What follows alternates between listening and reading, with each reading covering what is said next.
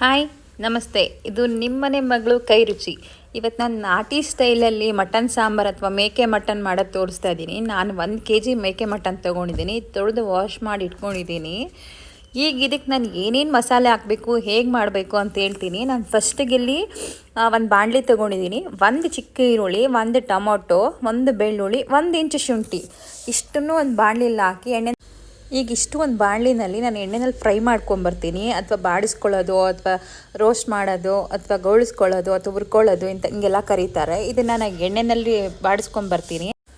ಇದು ನಾನು ತೊಗೊಂಡಿರೋದು 1 kg ಮಟನ್ಗೆ ಆಗೋ ಥರ ಈರುಳ್ಳಿ ಬೆಳ್ಳುಳ್ಳಿ ಇದೆಲ್ಲ, ಅಥವಾ 1/4 kg ಇದ್ರೂ ಇದೇ ಮ್ಯಾನೇಜ್ ಆಗುತ್ತೆ. ಅಥವಾ ಇನ್ನೂ ಜಾಸ್ತಿ ಇತ್ತಂದರೆ ನೀವು 2-3 kg ಮಟನ್ ಇತ್ತು ಅಂದರೆ ಈರುಳ್ಳಿ ಬೆಳ್ಳುಳ್ಳಿ ಎಲ್ಲ ಇನ್ಕ್ರೀಸ್ ಮಾಡ್ಕೊಬೇಕು. ಈಗ ಒಂದು ಕಡೆ ಅದು ಫ್ರೈ ಆಗ್ತಾಯಿದೆ ಈರುಳ್ಳಿ ಬೆಳ್ಳುಳ್ಳಿ ಎಲ್ಲ. ಅಷ್ಟು ಇದು ಚೆನ್ನಾಗಿ ಉಪ್ಪು ಹಿಡ್ಕೊಳ್ಳಿ, ಮಟನ್ಗೆ ಚೆನ್ನಾಗಿ ಹಿಡ್ಕೊಳ್ಳುತ್ತೆ ಫಸ್ಟೇ ಉಪ್ಪು ಹಾಕಿದ್ರೆ. ಈಗ ಏನೇನು ಮಸಾಲೆ ಹಾಕ್ಕೊತೀನಿ ಅಂತ ನಾನು ತೋರಿಸ್ತೀನಿ. ಅದು ಉಪ್ಪು ಹಿಡ್ಕೊಂಡು ಅಷ್ಟರಲ್ಲಿ ಮಸಾಲೆ ಹಾಕ್ಕೊಂಡಷ್ಟರಲ್ಲಿ ಅದ್ರ ಪಾಡಿಗೆ ಅದು ಬೇಯ್ತಾ ಇರುತ್ತೆ ಕುಕ್ಕರಲ್ಲಿ.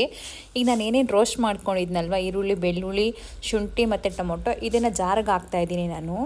ಈಗ ಜಾರಿಗೆ ಇದು ಹಾಕಿದ್ಮೇಲೆ 1 ಹಿಡಿ ಕೊತ್ತಂಬರಿ ಸೊಪ್ಪು ಹಾಕ್ತೀನಿ. ಕೊತ್ತಂಬರಿ ನೀವು ಜಾಸ್ತಿ ಹಾಕಿದ್ರೂ ಚೆನ್ನಾಗಿರುತ್ತೆ. ಯೂಶ್ವಲಿ ನಾವು ಸ್ವಲ್ಪ ಜಾಸ್ತಿನೇ ಹಾಕ್ತೀನಿ. 1 ಕೈ ಹಿಡಿ ತುಂಬ ಕೊತ್ತಂಬರಿ ಹಾಕಿದ್ದೀನಿ. ಈಗ ನೋಡಿ, ಒಂದು ಅರ್ಧ ಚಿಪ್ ಕೊಬ್ಬರಿ ಅಷ್ಟೇ ಚಿಕ್ಕ ಚಿಕ್ಕದಾಗಿ ಕಟ್ ಮಾಡ್ಕೊಂಡು ಕೊಬ್ಬರಿ ಹಾಕ್ಕೊಂಡಿದ್ದಾದ್ಮೇಲೆ ನಾನು 1 ಸ್ಪೂನ್ ಧನಿಯಾ ಪುಡಿ ಹಾಕ್ತೀನಿ. ಇದು ಮನೆಯಲ್ಲೇ ಮಾಡ್ಕೊಂಡಿರೋ ಧನಿಯಾ ಪುಡಿ.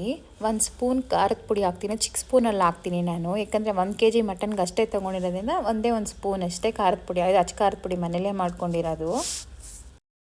ನೀವು ಖಾರ ಜಾಸ್ತಿ ಬೇಕಾದರೂ ಹಾಕ್ಕೋಬೋದು, ಅಥವಾ ಹಸಿಮೆಣ್ಸಿನ್ಕಾಯಿ ಬೇಕಾದರೂ ಹಾಕ್ಕೋಬೋದು. ಯೂಶ್ವಲಿ ನಾವು ಖಾರದ ಪುಡಿನೇ ಹಾಕ್ತೀವಿ ಸಾಂಬಾರಿಗೆ. ಈಗ ನೋಡಿ, 1 ಸ್ಪೂನ್ ನಾನು ಹಸಿ ಗಸಗಸೆ ತೊಗೊಂಡಿದ್ದೀನಿ, ಇದನ್ನು ಹುರ್ಕೊಂಡಿಲ್ಲ. ಮತ್ತು ಇದಕ್ಕೆ ನಾನು 1 ಸ್ಪೂನ್ ಚಕ್ಕೆ ಲವಂಗ ಪುಡಿ ಹಾಕ್ತಾಯಿದ್ದೀನಿ. ನಿಮ್ಮ ಹತ್ರ ಪುಡಿ ಇಲ್ಲ ಅಂದರೆ ಚಕ್ಕೆ ಲವಂಗ ಡೈರೆಕ್ಟಾಗಿ ಕೂಡ ಹಾಕ್ಕೋಬೋದು. ಈಗ ಇದನ್ನು ನೈಸಾಗಿ ರುಬ್ಕೊಂಬರೋಣ. ಗಸಗಸೆ ಎಲ್ಲ ಹಾಕಿದ್ರೆ ಸ್ವಲ್ಪ ನೈಸಾಗಿ ರುಬ್ಬಬೇಕು. ನೀವು ಗಸಗಸೆ ನೆನೆಸಿ ಹಾಕ್ಕೊಂಡ್ರೆ ಇನ್ನೂ ಬೇಗ ಆಗುತ್ತೆ. ಈಗ ನೋಡಿ, ನೈಸ್ ಪೇಸ್ಟ್ ಆಗಿದೆ. ಈಗೇನು ಗ್ಯಾಸ್ ಮೇಲೆ ನಾವು ಇಟ್ಟಿದ್ದೀವಲ್ಲ ಮಟನ್ನು, ಅದು ಆಲ್ರೆಡಿ ಉಪ್ಪು ಹಾಕಿ ಅರಿಶಿನ ಪುಡಿ ಹಾಕಿ ಬೇಯ್ತಾ ಇದೆ. 40% ಆಲ್ರೆಡಿ ಬೆಂದಿರುತ್ತೆ. ಆ ಮಟನ್ಗೆ ನಾನು ಈಗ ಮಸಾಲೆ ಹಾಕ್ತಾಯಿದ್ದೀನಿ. ಒಬ್ಬೊಬ್ಬರು ಮಸಾಲೆ ಹಾಕ್ದೇ ಬರೀ ಮಟನ್ನ ಒಂದು 3-4 ಕುಗ್ಗಿಸ್ಕೊಂಡು ಕೂಡ ಹಾಕ್ತಾರೆ. ಹಂಗೆ ಆಮೇಲೆ ಮಸಾಲೆ ಹಾಕಿ ಕುದಿಸ್ತಾರೆ ಲಿಡ್ ತೆಗೆದ್ಬಿಟ್ಟು. ನಾನು ಸ್ವಲ್ಪ ಹೊತ್ತು ಉಪ್ಪು ಹಾಕಿ ಬೇಯಿಸ್ಬಿಟ್ಟು ಮಸಾಲೆ ಹಾಕಿ ಲಿಡ್ ಕ್ಲೋಸ್ ಮಾಡಿ 2-3 ವಿಷಿಲ್ ಮಟನ್ ಯಾವ ಥರ ಇದೆಯೋ ಎಳೆಯೋ ಬೆಳ್ತಿದೆಯೋ ನೋಡಿಕೊಂಡು ಅದ್ರ ಬೇಸ್ ಮೇಲೆ ನಾನು ಕೂಗಿಸ್ಕೊತೀನಿ. ಇದು ಒಂದು ಸ್ವಲ್ಪ ಎಳೆದೇ ಇತ್ತು, ತುಂಬ ಬಲ್ತಿರಲಿಲ್ಲ. ಸೊ ನಾನು ಒಂದು 3 ವಿಸಿಲ್ ಹಾಕ್ಸ್ಕೊತಾ ಇದ್ದೀನಿ. ಈಗ ನೋಡಿ, ಈಗ ಮಸಾಲೆ ಮಿಕ್ಸ್ ಮಾಡಿದೆ ನಾನು. ಮತ್ತು ನಿಮಗೆ ಸಾರು ಯಾವ ರೀತಿ ಬೇಕು, ತುಂಬ ತೆಳ್ಳಗೆ ಬೇಕಾ ಮಂದಕ್ಕೆ ಬೇಕಾ ನೋಡ್ಕೊಂಡು ಅದ್ರ ಪ್ರಕಾರ ನೀರು ಹಾಕಿ. ನಾನು ಈಗ 3/4 ಜಾರ್ ನೀರು ಹಾಕಿದ್ದೀನಿ.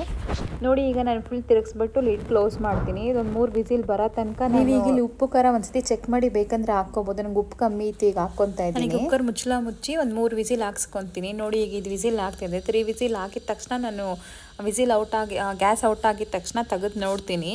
ಮತ್ತು ಆ ಪೀಸ್ ಕೈಗೆ ಎತ್ಕೊಂಡು ನೋಡಿದ್ರೆ ನಿಮ್ಗೆ ಗೊತ್ತಾಗುತ್ತೆ ಬೆಂದಿದೆಯೋ ಇಲ್ಲ ಅಂತ. ಸೊ ನಾನು ಚೆಕ್ ಮಾಡಿದಾಗ ಇದು ಬೆಂದಿತ್ತು. ಈಗ ನಾನು ಲಾಸ್ಟಲ್ಲಿ ಏನಂದರೆ ಇದಕ್ಕೆ ಈಗ 3 ವಿಸಿಲ್ ಆದಮೇಲೆ ಇದು ಬೆಂದಿದೆ ನೋಡಿ. ಈಗ ನಾನು ಇದಕ್ಕೆ ಲಾಸ್ಟಲ್ಲಿ ಒಂದು ಇಂಗ್ರೀಡಿಯೆಂಟ್ಸ್ ಹಾಕ್ತೀನಿ. ಅದೇನೆಂದರೆ, ಈಗ ಅವರೆಕಾಯಿ ಸೀಸನ್ ಇರೋದ್ರಿಂದ ನಾನು ಇದ್ಕಿದ ಬೇಳೆ ಹಾಕ್ತಾಯಿದ್ದೀನಿ. ಸೊ ನೀವು ಇದನ್ನು ಇದ್ಕಿದ ಬೇಳೆ ಜೊತೆ ಮಟನ್ ಸಾಂಬಾರು ಮಾಡ್ಕೊಂಡು ನೋಡಿ, ನಾಟಿ ಸ್ಟೈಲಲ್ಲಿ ತುಂಬ ಚೆನ್ನಾಗಿರುತ್ತೆ. ನಾನು ಈ ರೀತಿಯೇ ಮನೆಯಲ್ಲಿ ಮಟನ್ ಸಾಂಬಾರು ಮಾಡೋದು. ಇದಕ್ಕೆ ಯಾವುದೇ ರೀತಿ ಎಣ್ಣೆ ಎಲ್ಲ ಹಾಕಲ್ಲ ನಾನು, 1 ಸ್ಪೂನು ಎಣ್ಣೆ ಹಾಕಲ್ಲ ಮಟನ್ ಸಾಂಬಾರಿಗೆ. ನಾನು ಮಟನ್ ಸಾಂಬಾರು ಮಾಡಿದ ರೀತಿ ನಿಮ್ಗೆ ಇಷ್ಟ ಆಯಿತು ಅಂದರೆ ನನ್ನ ಚಾನಲ್ಗೆ ಒಂದು ಲೈಕ್ ಕೊಡಿ, ಸಬ್ಸ್ಕ್ರೈಬ್ ಮಾಡಿ. Thank you so much. And ಇದ್ಕಿದ ಬೇಳೆ ಹಾಕಿ ಲಿಡ್ ಕ್ಲೋಸ್ ಮಾಡಿ ವಿಸಿಲ್ ಹಾಕ್ಸ್ಕೊಂಬಿಡಿ, ನುಣ್ಣಕ್ಕೆ ಆಗ್ಬಿಡುತ್ತೆ. ಲಾಸ್ಟಲ್ಲಿ ಒಂದು 5 ಮಿನಿಟ್ಸ್ ಹಾಕ್ಬಿಟ್ಟು ಕುದಿಸಿದ್ರೆ ಸಾಕು, ಚೆನ್ನಾಗಾಗುತ್ತೆ. Thank you.